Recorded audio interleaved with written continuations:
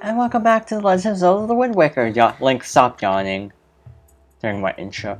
Link has horns, by the way, based on where the door lock is. Anyway, in that last time we continued through this lovely dungeon, the Earth Temple. It's more like the undead creepy place.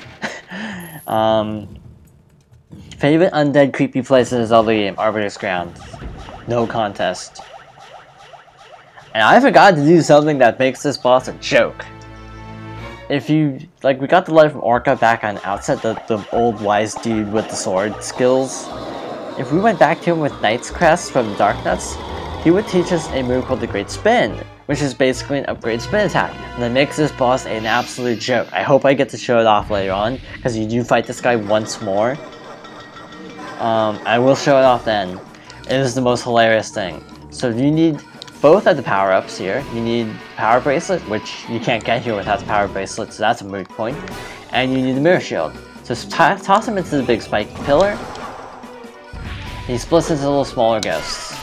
The Great Spin, you actually keep moving after the initial... You spin and move, so it's like a sort of hurricane kind of attack. If you're good at this game, you can take out almost all of the pose in one shot. It's super cool. But I can't do it because I do not have the Great Spin. So shame on me now.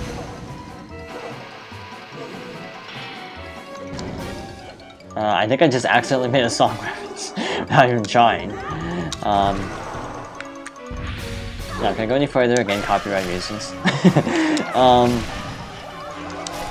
Yeah, if you have the Great Spin, this boss fight is just the easiest fight in the game. If you don't, it's the second easiest fight in the game. It is very rare for me to actually take damage here, and if I take damage here, I feel bad about it. Because that's how easy this fight is. Look at this. I have not taken a single hit. The spotlights, or the rays of light in the ceiling patches, I guess I could just say, they do actually shut and open, so there is a bit of strategy to it. I mean, it's not as, and there's just one. This is gonna be annoying if I can't kill this. That stinks. Yeah, see the spotlight, the light is moving. So you have to keep that in mind.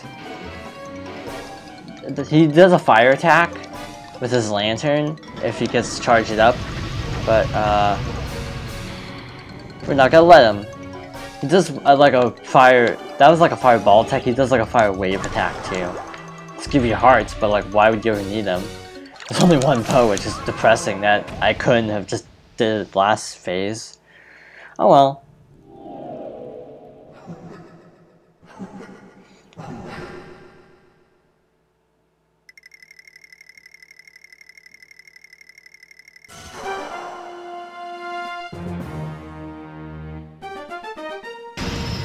And there's our piece of heart.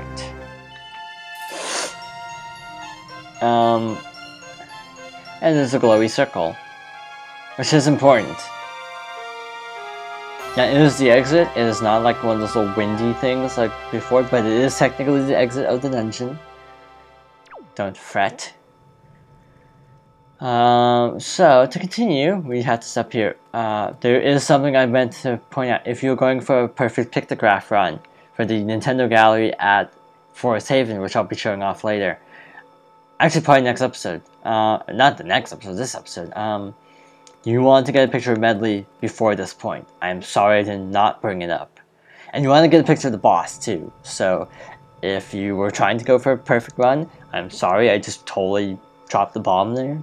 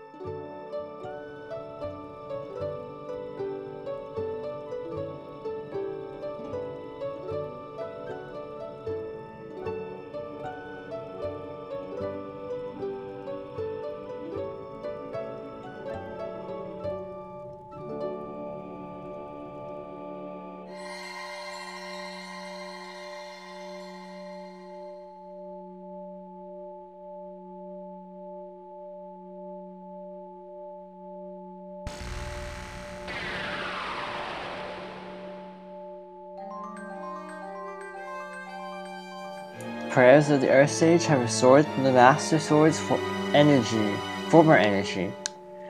There's but one last step before it becomes the true Master Sword again.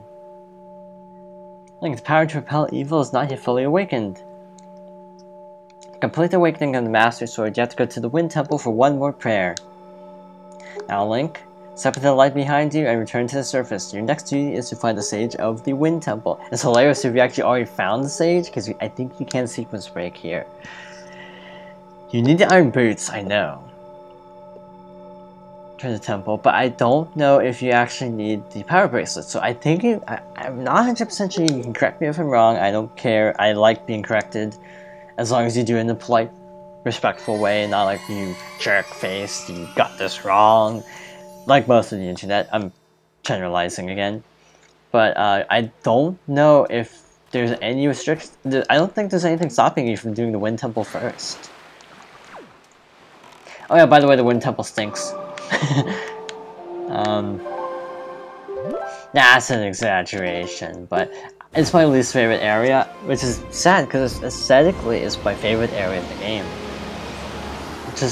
It's just such a tedious, long dungeon. So back in Windfall, and map button, okay. Again, I'm not showing the map because it just is one more loading screen to sit through. It's on the gamepad, trust me. You go north one space from Windfall. You have a compass too, you could just look at that. The red is the arrow is actually pointing, the blue is the opposite, so yeah, don't get that mixed up. Oh yeah, it tells you the phases of the moon. I don't remember ever noticing that before. Is that in the GameCube version? Seriously? That seems really weird to be asking that, but I do not remember that. Actually, I know it tells you night and day, but I don't remember telling you the phases of the moon. Or either that, or I'm really dumb. But based on, you know, Ice-Wing Isle and stuff, I wouldn't exactly make that, you know, treat it as an impossibility. This is why I hate this dungeon. Iron boots. Look at Link's walking speed. Yeah. You can roll to make it a little better, but it's still not, like, ideal. This took me forever to figure out as a kid, but you need the skull hammer. And now we can equip these awful things. And head inside, and see what lies here. There's a picture of a violin. Gee, I wonder who we're gonna have to find next. This is actually the song I mess up more than the Earth Gods lyric. I mess up this song a lot, so I'm sure you'll see a few fails. You learn the Wind Gods aria, which is actually my favorite song in the game. Does he play it now? Because if he does, I'll shut up. No, it doesn't. Oh no, he plays it later. That's a Kokiri. Another hint. I am Fado of the Kokiri tribe. I know I appear to you as a child, but the eyes can oft deceive. I'm a most esteemed sage. If you know anything about Ocarina, you should know that Kokiri actually stay kids forever. So like, this is actually something I've wondered.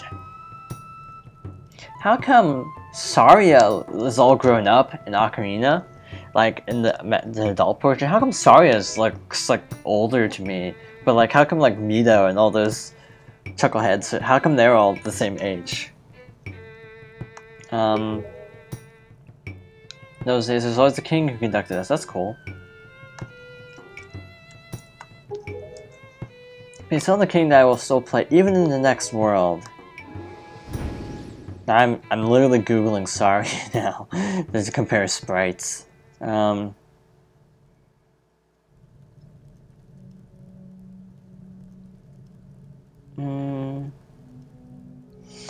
know, maybe it is the same sprite actually. But that's totally off topic. I was trying to figure out if she's like, because I thought she looked older actually, like when you be here later on in the game. But apparently not, she doesn't actually age, so I'm wrong. Okay, internet browser is crashing, but hey, I got to Google Saria and look up what I need to look up, so I'm good. We've already basically been told about the Kokiri, blah blah blah, so we know where to go. I said I'd show the Nintendo Gallery, I will do that. Oh yeah, I think this cutscene of the actual transportation wind is actually shorter in this game as well. Again, because it's on Wii, there's less of a loading screen that you have to mask. Gee, look at those musical notes coming out from behind that waterfall. I wonder where we have to go. You know what, actually, I'm gonna show where the Nintendo Gallery is, but I think I'm gonna do something really cheeky. Meaning I actually have to go back down. Yes, and I did say the word cheeky. I think that's like one of those words that just never gets old. It's hilarious. This island right here is where the Nintendo Gallery is. There's a switch that lowers a ladder somewhere. Or am I totally in the wrong place? I'm totally in the wrong place, aren't I? No, this should be the right place. Where's the ladder? Okay, I apparently don't know anything about this game. Yay for goofing around. This is it. Duh. This is where the Nintendo Gallery is. See that ladder? You can't actually get there. You have to find you have to use some method to get up. Actually, no, wait. This is way shorter than I remember. Yeah, we're gonna do it. I think. Fate bag. This is the Hoi pair, which you've had for like the entire game, if you've been keeping track. Or can I just chuck it out and use an arrow to hit that switch? Do you have to use a seagull? If I get this shot, I'll be so proud of myself. I think you actually have to use the pair from a different ledge, like not from an actual ledge, so we can't actually do this. I think I can make that. I have 95 more tries. I'm not gonna sit here the entire time. That'd just be torture. Okay. I just feel so proud if I can get this. Not his. Oh, that was close, it looked like.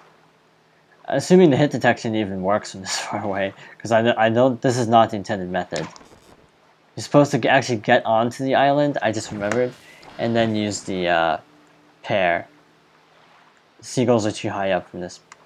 Yes, I am not using the gyro, so the control stick is a little finicky.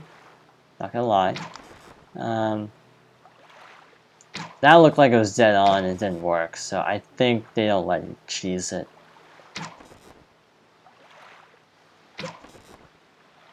So hard to move this control stick very slightly. Okay, we're gonna give up on this. But you have to basically get as high up as you can in the Forest Haven and find an exit, inside the Forest Haven. And then you have to glide down to where the Nintendo Gallery is, and then you can use like a Hyoi pair. I don't want to show that because the Nintendo Gallery, I'm not going to be completing it.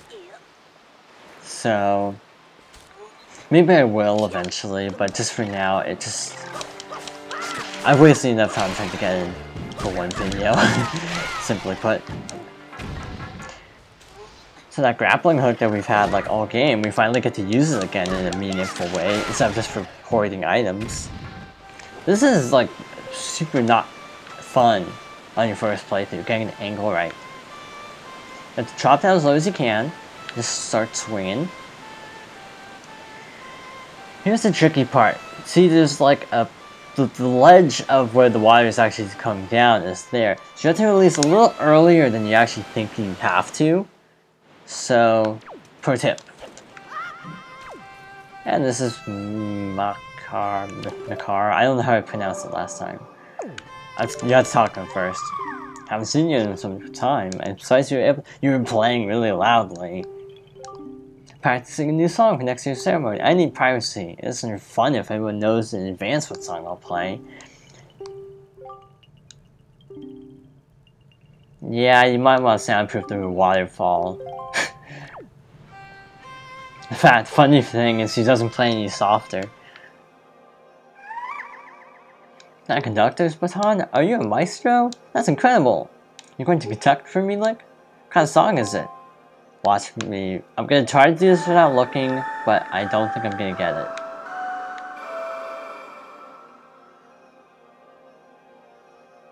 Okay, I switched it at the end. I do know how to music, just not Wind Waker. Actually, I can't play any instruments. I want to, but I haven't had time. There, we got it.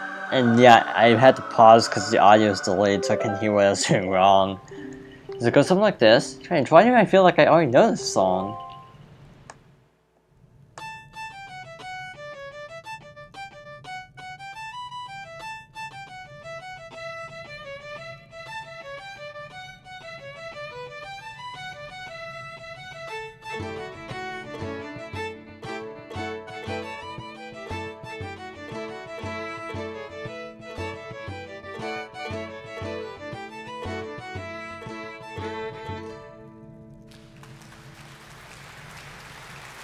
Legit question, where are those drums coming from?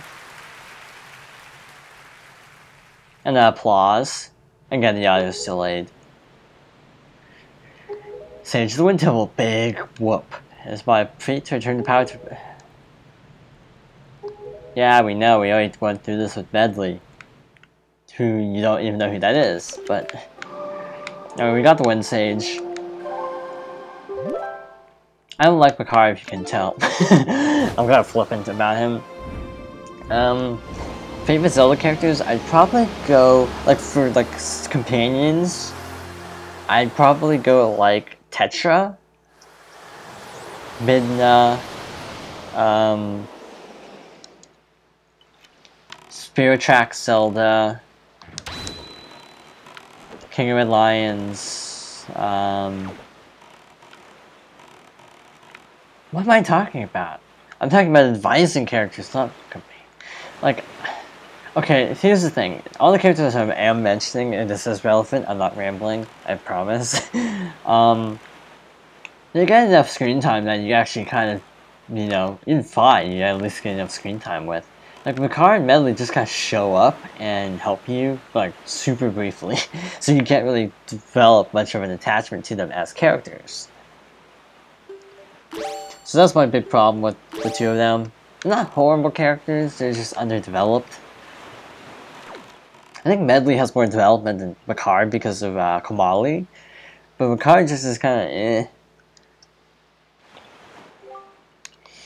I mean, it's like, compare, like, Saria to, I don't know, Naburu, I don't know how to pronounce it. I don't even know anymore, but the Sage of the Spirit Temple. It's like, just basically, because Link is just kind of I'm trying to find an appropriate word, kind of a jerk to Saria through all of Ocarina's first half, so when you figure out she's a sage, it's cool, because Link is a complete jerk to her most of the time. And I know he doesn't mean to be a jerk, but like, he just seems, yeah, Saria obviously likes Link, but Link just doesn't give anything, give a whatever you want, whatever expletive you want to insert into that saying.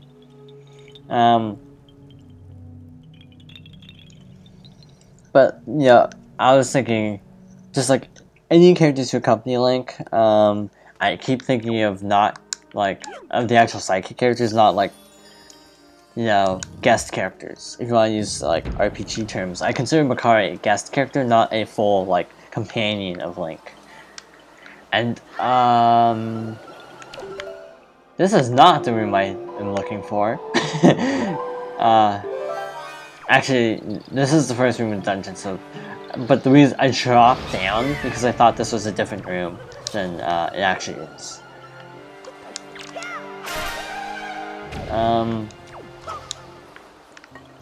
Car is just kind of like, I already said that. He's not a bad character. He's just like, he basically just got in trouble and then like performed that ceremony, and that's all we know. Like, at least Medley is like looking out for Kamali, so that's something interesting about her. Makara can also fly, but I don't think he can carry Link. I should have been paying more attention like 10 seconds ago. My bad. So we don't want to fly over there because then we'd have to fly twice. So we're just gonna push him up here. I know I say here like that. And just have him do that. You can actually fly through. The hit detection on those fan things is not that good actually. So you can actually fly through that. This requires you way down and then spring and release. Hold release. Rusente hiaite. I don't know why I keep making Vocaloid jokes. Oh yeah, Hasamiku's birthday is like in 4 days. That's a thing. That's a thing that's happening. Supposedly Sega has a teaser site for that's like 3939, so I was like, oh, this has gotta be Miku, right? And Project Mirai is coming out in a couple weeks. The demo is really fun. I like how they have the full version of these songs. They're just like an excerpt, like the Vita and PS3 ones. I think these are Armos, but I'm really not sure. They behave like Armos, kind of. So Deku Leaf can spin this right around. That might have been a song reference, I don't know if that actually is. This flips the thing the other way. So we need Makar to plant more seed over here.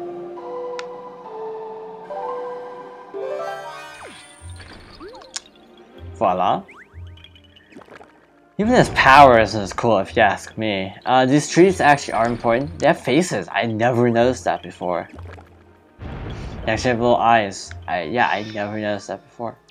That's really weird. And a little derpy smile. That's actually cute. Not gonna lie. You need to stop saying that.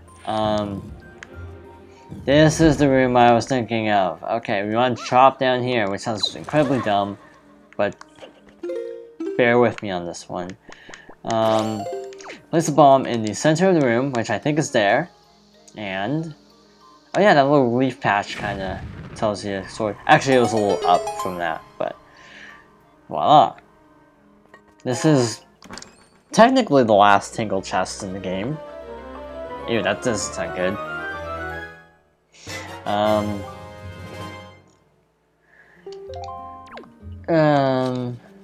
What was I saying? Yeah, that's why it's ready for E10, by the way. And animated blood, which is something that's always baffled me. You're essentially killing a plant. So how is that blood? That's not blood, it's like plant juice or something. I don't even know. Oh yeah, it is a mash. It's not a hold A. You mash A. Boom, boom, boom. Part of me wants to eventually, like, as an anniversary LP, like, let's play Mario All-Stars and play through Super Mario Bros. 3. You know, like, I don't know, like 5 years down the road, just play the All-Stars version of Super Mario Bros. 3 and just see how far I've come. We cannot actually do anything here. Spoilers. The trees are useful in more ways than opening that door, but we cannot get at that door quite yet. And Makar gets kidnapped. This is another reason I don't like Makar, because he actually gets kidnapped as part of the dungeon puzzle stuff. Which I think is annoying. Those look like hookshot targets if you played any Zelda before. Oh, hey dude. And I'm not even gonna talk to him. I'm shunning him for getting himself kidnapped. Like, Medley got, like, taken out by, like, 2 Floor Masters and she was fine. No, I'm kidding. Makar just doesn't say anything important. He's just like, hey, help me. And it's just like,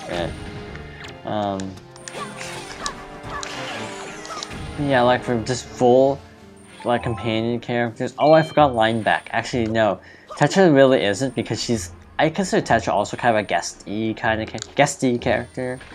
But yeah, Lineback is legitimately awesome. If you played Phantom Hourglass, you'll know why. I highly recommend playing Phantom Hourglass because, you know, people don't like touchscreen stuff, but I actually really like it just because Lineback is so hilarious. And actually, a lot of the dungeons and stuff are pretty good. I mean, you know, thinking about it, it was the first 2D Zelda game since, like, Four Swords Adventure, I think? Which came first, Minish Cap or Four Swords Adventure? I don't know. Minish Cap was 2005, so actually Minish Cap would have been the last 2D Zelda. We cannot get through that stone slab yet because we don't have the car, the Sage of the Spirit Temple. So we just have to keep on moving. Oh boy. By the way, touchscreen, it is so nice that you don't have to fiddle through menus. Like, even if you're like very anti-gamepad, this is one level where you will want to have the gamepad like on hand. Even if you're using a Pro Controller, because you will have to be switching the iron boots and other items a lot more than most other dungeons. Ow. The worst part is I knew that was coming.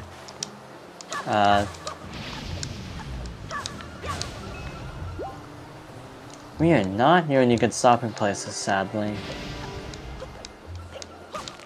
Part of me just wants to make this a long episode that's like, I don't know, 50 minutes long, and will never upload because of my internet speeds. Well, some of that statement was true. Like, I tried recording in 1080p one time and it just absolutely refused to load, no joke. It said it would take like, I think it said it would take like a week to download, or to upload to YouTube. Oh yeah, the leaf can clip through ceilings. Just don't need to worry. These almost always contain at least some magic, because this is a Deku Leaf heavy dungeon. Which is actually weird, because it's like, suddenly, Deku Leaf. It's like, you don't use the Deku Leaf that much, and then suddenly you have to use it a ton here. Not that I'm complaining, because I think it's a cool power-up. I seriously love how Super Mario Maker, how Wind Waker has the Deku Leaf when jumping. I just think that's a super cute touch. It makes me want a Toon Link amiibo. I saw one, like, at Toys R Us one time, they had one left. That was the last time I've ever seen a Toon Link, and I really regret that.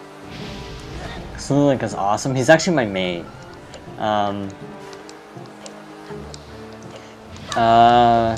Okay, Smash Talk. I've uploaded quite a few Smash replays, if you're interested. I'm not very good, as you'll probably be able to tell. I'm not pro. I'm not even gonna try to be pro or claim to be. Plus, I can't even play online, so I can't get much practice because the lag is like so bad for me. Like, I can't even play Splatoon online because it just disconnects me after like 10 seconds. Every time it's about 10 to 20 seconds. No lock on. That was dumb. Actually, it's right there. I could have actually done a jump slash, and that could have actually hit him, taken him out one hit. It's easier to move Link than to move the aiming, to be honest. Yeah, if there's one dungeon where the gamepad would be kinda nice, it would be this one. But the Pro Controller is just more comfy. I hope those skulls have magic, or else I am doomed. Because I'm not going to be able to make the gap otherwise. I think these do contain magic, because this is like a refueling stop, a pit station, if you will. Yeah, those little flying dudes, one arrow, I think, takes them out. Yep, so... I do like how this game does seem to keep the old enemies a lot more, because like other Zeldas have like one of my big complaints about like some of the Ratchet and Clank games is the power-ups never feel that meaningful because you use them like twice throughout the entire game and you never see them again. Seems like the first game had that problem a lot. I've never finished the first Ratchet and Clank. I've always meant to, and we're over 20 minutes. We are over 30 minutes.